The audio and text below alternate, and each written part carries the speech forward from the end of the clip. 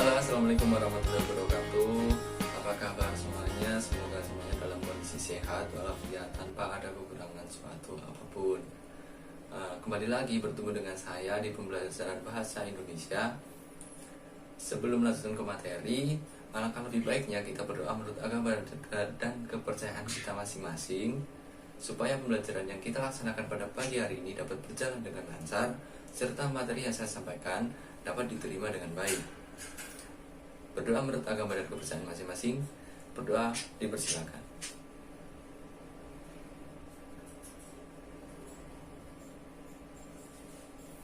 Berdoa selesai. Nah, sebelum melanjutkan ke materi, saya ingin flashback dulu nih. Saya ingin bertanya, ada yang ingat gak minggu yang lalu kita membahas tentang apa? Pada minggu yang lalu kita membahas tentang hikayat dan juga cerita pendek. Nah, apakah anak-anak ada yang bisa menyebutkan apa itu hikayat dan apa itu cerita pendek yang telah kita bahas kemarin? Hikayat merupakan sebuah karya sastra di mana di dalamnya umumnya pada bahasa Melayu biasanya berisikan tentang cerita, kisah, ataupun dongeng. Sementara cerpen merupakan karya prosa fiksi yang menceritakan kejadian-kejadian yang dialami oleh tokoh utamanya. Biasanya cerpen ini habis dibaca dalam satu kali duduk. Setelah pengertian tersebut, selanjutnya kita akan bahas mengenai nilai-nilai kebahasaan yang terkandung dalam hikayat dan juga nilai-nilai kebahasaan yang terkandung di dalam cerpen. Nah, di dalam pelaksanaannya, di dalam pembelajaran ini nanti anak-anak akan mengetahui nilai-nilai kebahasaan apa saja yang ada di dalam hikayat dan nilai-nilai kebahasaan apa saja yang ada di cerpen. Nah, kemudian diharapkan nanti anak-anak bisa membandingkan nilai-nilai kebahasaan yang ada di dalam hikayat dan juga yang ada di dalam cerpen itu berbeda. Untuk menghemat waktu, sekarang kita langsung bahas mengenai nilai-nilai kebahasaan yang terkandung di dalam hikayat. Nilai kebahasaan pada hikayat yang pertama adalah anonim. Artinya, pengarang dari hikayat umumnya tidak akan dikenal oleh pembacanya. Kemudian, yang kedua, istana sentris, yaitu bercerita tentang tokoh yang berhubungan dengan kehidupan istana atau kerajaan. Kemudian yang ketiga, cerita hikayat bersifat statis. Dan yang keempat, bersifat komunal. Artinya, cerita hikayat menjadi milik masyarakat. Kemudian yang kelima, menggunakan bahasa yang arkais atau dapat kita pahami dengan bahasa atau kata yang sudah tidak dipakai, dengan kata lain sudah punah. Kemudian yang keenam, bersifat tradisional. Artinya, cerita hikayat bersifat tradisional atau meneruskan budaya, tradisi, kebiasaan yang dianggap baik. Yang ketujuh, bersifat didaktis, yaitu hikayat bersifat mendidik baik secara moral maupun secara religi. Yang kedelapan, menceritakan kisah yang universal dari manusia.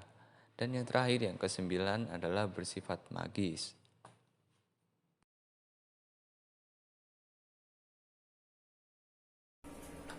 Selanjutnya, kita akan membahas mengenai nilai-nilai kebahasaan yang terkandung di dalam cerpen.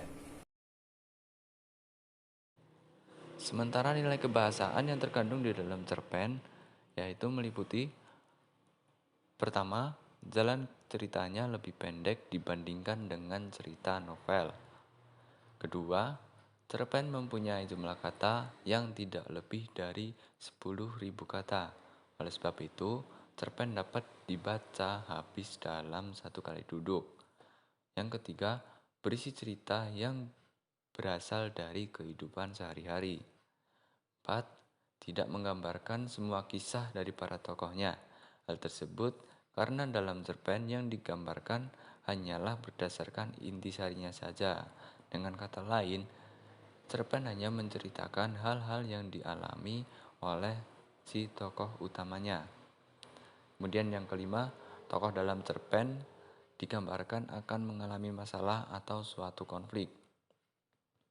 Yang keenam, pemakaian kata yang sederhana dan ekonomis sehingga mudah dikenal atau mudah dipahami oleh para pembacanya. Yang ketujuh, kesan yang ditinggalkan dari cerpen begitu sangat mendalam, sehingga pembaca dapat ikut juga merasakan kisah dari cerita tersebut. Yang kedelapan, biasanya hanya satu kejadian saja yang diceritakan. Yang kesembilan, alur ceritanya tunggal dan lurus. Kemudian yang terakhir, yang ke-10, penokohan pada cerpen bersifat sederhana, tidak mendalam dan dijelaskan secara singkat. Nah, dari kedua nilai kebahasaan antara hikayat dan nilai kebahasaan cerpen dapat dicermati atau dapat kita pahami perbandingan nilai kebahasaan yang terkandung di dalam hikayat maupun cerpen tersebut. Nah, sekiranya itu saja yang dapat saya sampaikan. Untuk tugas, saya akan memberikan tugas kepada anak-anak sekalian untuk membandingkan antara hikayat dan cerpen. Silahkan anak-anak teliti, anak-anak bandingkan mengenai nilai-nilai kebahasaan yang terkandung di dalamnya. Nanti cerita-cerita yang saya akan tugaskan akan saya kirimkan melalui WhatsApp group. Untuk minggu depan kita akan belajar mengenai teks anekdot. Jadi silakan anak-anak bisa belajar membaca terlebih dahulu.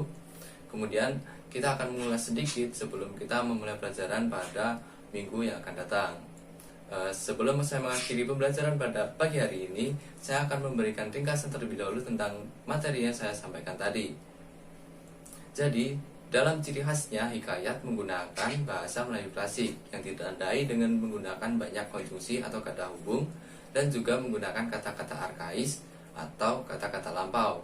Kemudian, untuk menandai persamaan antara hikayat dan juga cerpen dapat ditandai dengan memperhatikan penggunaan bahasa dan juga pengembangan alur di dalam cerita. Sekian, itu saja yang dapat saya sampaikan. Apabila ada kesalahan dalam pemberian materi kepada anak-anak sekalian, saya mohon maaf. Kemudian tetap jaga kesehatan di tengah-tengah pandemi yang masih belum usai saat ini. Sekian, wassalamualaikum warahmatullahi wabarakatuh.